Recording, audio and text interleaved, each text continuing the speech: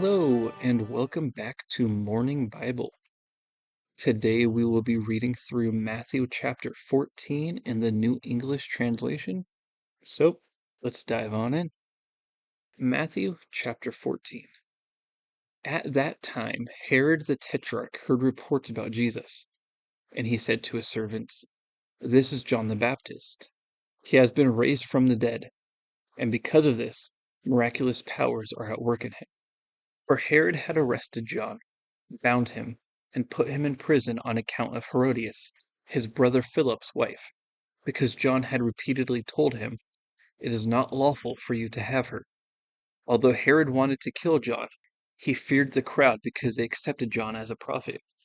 But on Herod's birthday, the daughter of Herodias danced before them and pleased Herod, so much that he promised with an oath to give her whatever she asked. Instructed by her mother, she said, "Give me the head of John the Baptist here on a platter." Although it grieved the king, because of his oath and the dinner guests, he commanded it to be given. So he sent and had John beheaded in the prison. His head was brought on a platter and given to the girl, and she brought it to her mother. Then John's disciples came and took the body and buried it and went and told Jesus. Now when Jesus heard this, he went away from there privately in a boat to an isolated place. But when the crowd heard about it, they followed him on foot from the towns. As he got out, he saw the large crowd, and he had compassion on them and healed their sick. When evening arrived, his disciples came to him, saying, "This is an isolated place, and the hour is already late. Send the crowds away so that they can go into the villages and buy food for themselves." But he replied, "They don't need to go. You give them something to eat." They said to him, "We have here only 5 loaves and 2 fish." "Bring them here to me," he replied. Then he instructed the crowds to sit down on the grass. He took the 5 loaves and the 2 fish, and looking up to heaven, he gave thanks and broke the loaves. He gave them to the disciples, who in turn gave them to the crowds. They all ate and were satisfied, and they picked up the broken pieces left over, 12 baskets full. Not counting women and children, there were about 5,000 men who ate.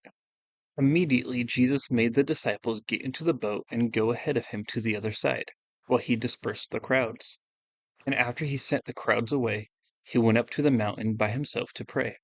When evening came, he was there alone.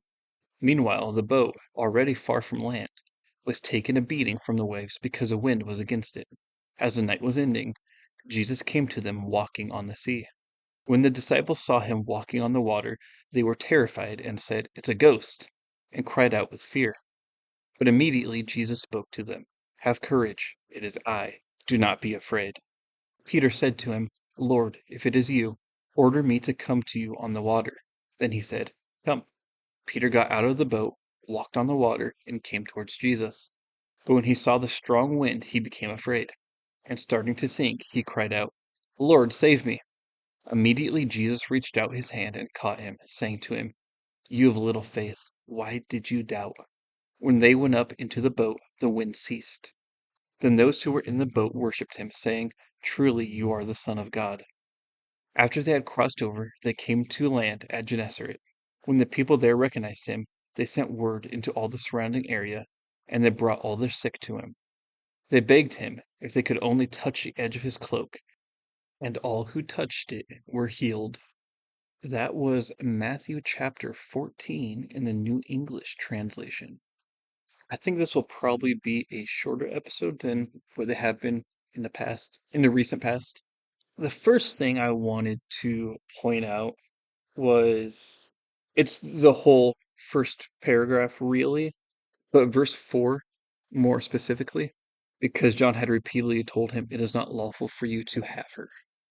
This struck me a little bit because this is a person in the local church who is actively calling out a politician.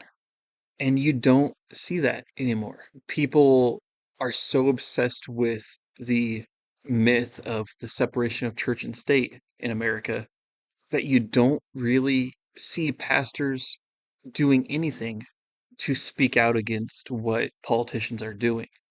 And I think that it would probably be healthy for people in church to reprimand people in authority like politicians more. Not in a non-loving manner, but in a loving manner and saying, hey, just like John did here, this isn't right for you to do. You are supporting a bill that is funding Planned Parenthood or whatever it is. That's not a good thing to do. You should not do this. I think the church and the country would both be served well by that happening. The next thing I want to touch on is the walking on water, verses 26 to 33, basically. There's 2 points that I sort of want to make here. First, I'll just get the Catholic stuff out of the way first, because apparently that's the staple of this podcast. Peter is the one that the Catholics say is the first pope, and Jesus said to him, "You have little faith, why did you doubt?" On top of, later on, when Jesus does say, "On this rock my church will be built," I think it's a passage later, Jesus calls Peter Satan and says, "Satan, get behind me." And I'm not trying to speak ill about Peter or say that he wasn't a good disciple or apostle or that he wasn't a good Christian. But there's a lot of things that Peter he was so headstrong, it seemed like. And it seemed like his faith was lacking in very important situations.